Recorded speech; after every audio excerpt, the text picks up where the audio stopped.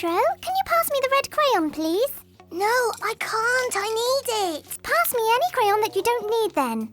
No, they're my crayons. I need them for my drawing. No! Not my trumpet!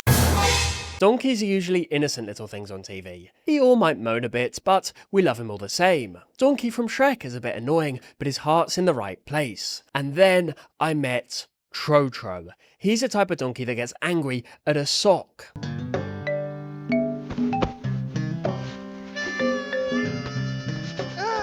Naughty sock! Trotro is French, which we can't hold against him, and the cartoon is based on a series of books by Bénédicte Gautier.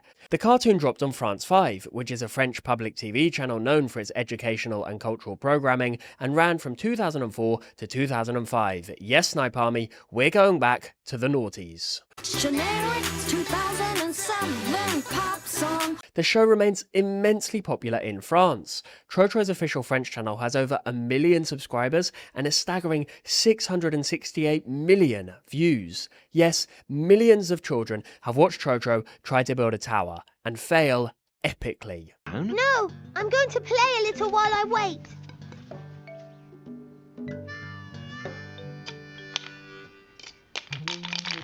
Oh no, my tower! Daddy! Here are some of the worst episodes. Trotro, be quiet. This one's my personal favourite. Mummy's asleep. Daddy asks Trotro to play quietly. Seems simple. Shh! Mummy's still sleeping. You mustn't make any noise. Trotro, Agent of Chaos, moans about it. And then makes noise anyway. Shh, Trotro, you know Mummy wanted a bit of a lie-in today. Will Trotro learn his lesson this time? Well, what do you think? Galloping, galloping, galloping, galloping! Shh, Trotro. Trotro then actually goes quiet. For all of, well, 1 second. I could play going to sleep. That's a quiet game. But it's a bit boring. Trotro then continues to make noise and tops it off by scolding his own dad. I am a monster! Ah! Oh, you scared me, Trotro. Shush, Daddy, you're making too much noise. You'll wake up Mummy. Mate, you were literally screaming, "I'm a monster," 5 seconds ago. Quick reminder to hit subscribe if you're enjoying the video so far. Thank you. Trotro won't share. Trotro refuses to let his bestie Lily borrow a crayon. Trotro, can you pass me the red crayon, please? No, I can't. I need it. Spoiler, he doesn't need it. She tries again, polite as anything, and this little troll says he might need the other colours later. Right, pass me any crayon that you don't need, then. No, they're my crayons. I need them for my drawing. In fact, whatever Lily tries to borrow, Trotro rejects her, over and over again. No, not that one. That's my favourite. No, Lily!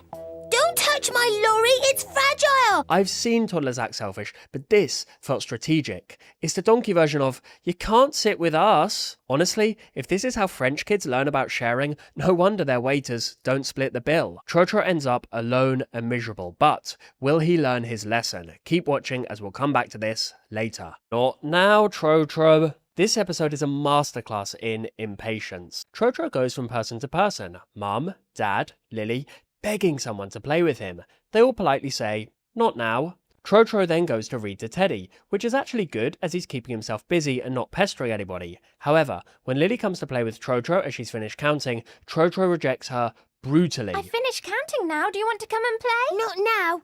As you can see, I'm a little busy. Oh. He then rejects his parents even more brutally. Game of football. Sorry, not now, maybe later. I'm already busy. Lily, Mum and Dad might laugh it off, but this is toddler power tripping at its peak. It's like when you finally get a French waiter's attention and then they decide it's not a good time. Trotro, the cook. Trotro is tasked with picking raspberries for a cake. Adorable, right? Very French countryside vibes. Except Trotro eats every single one. And when the final berry is snatched by a bird, he chases it down, screaming. Left. Oh no! My raspberry! Give me my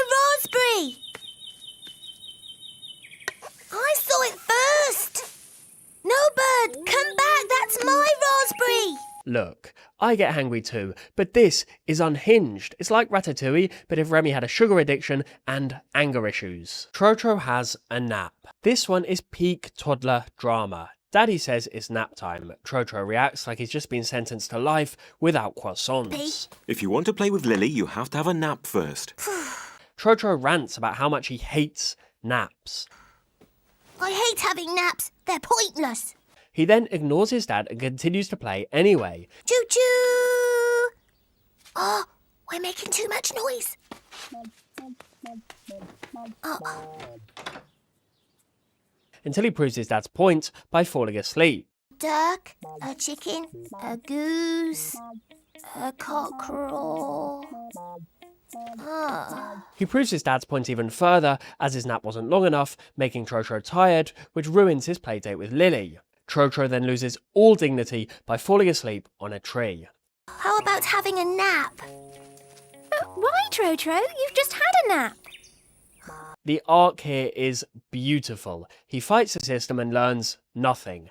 If you've ever seen a protest in Paris, you'll recognise the energy. Trotro might not be old enough to strike, but he's emotionally ready. At this point, I was fully convinced Trotro was the Antichrist in donkey form. But then, something strange happened. The little goblin started learning. Growth? In a French preschooler?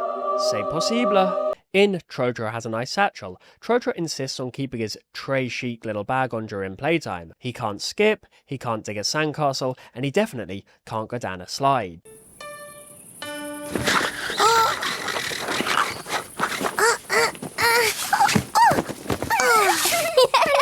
Eventually, he gives in, and voila, freedom. My satchel might be lovely, but it stops me from playing.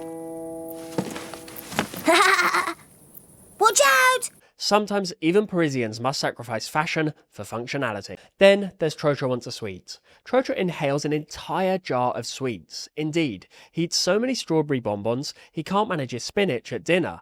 Classic French dilemma. Sugar first, vegetables never. Trotro even gets stomachache from eating so many sweets. But I've got a tummy ache, Mummy. Well, maybe it's your naughty little stomach telling you you've eaten too many sweets. With a nod and a wink, he blames it on the spinach, but he knows. No, I think it's my little tummy telling me that it doesn't like spinach. The moral is basically, don't live entirely like a patisserie. In Trotro Washes Teddy, he ruins his beloved bear with chocolate. The most French way to ruin anything, begs to wash it himself, then painstakingly dries it like he's air-curing meat in Provence. And by bedtime, he's got a clean bear and a warm sense of purpose. You smell clean. You smell of the sun. That's right, responsibility. He's practically ready for a job in French childcare. In Trotro is Kind, he goes full St. Francis of Assisi. Helps a snail, waters a flower, rescues a ball, gives his mum a hat like he's serving her at a vineyard bistro. Lily gives him chocolate in return and Trotro beams. Here you are, this is for you.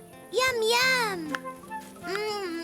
Is this the same goblin from 2 episodes ago? Or did he go on a school trip to Normandy and find inner peace? And finally, back to Trotro Won't Share. We saw him guard his crayons like they're vintage Bordeaux. Trotro is left alone with no friends around but inanimate objects. But when Lily ditches him to go have actual fun, he suddenly realises, merd, sharing might have been the vibe. I know. I'll lend you my lorry and my trumpet so you can sound the horn. Okay.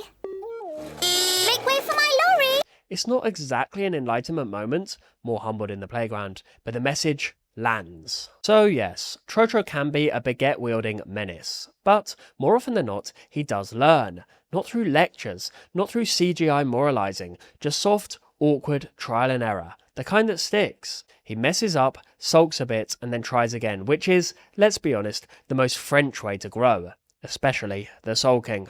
Back in the noughties when Trotro aired on old-fashioned television, kids probably had the patience to absorb these subtle messages. A little nibble of mischief, followed by a tiny amuse-bouche of morality. But today, by the time Trotro learns that sharing is better than hoarding, Gen Beta's already scrolled past and started throwing the iPad like it's a stale baguette.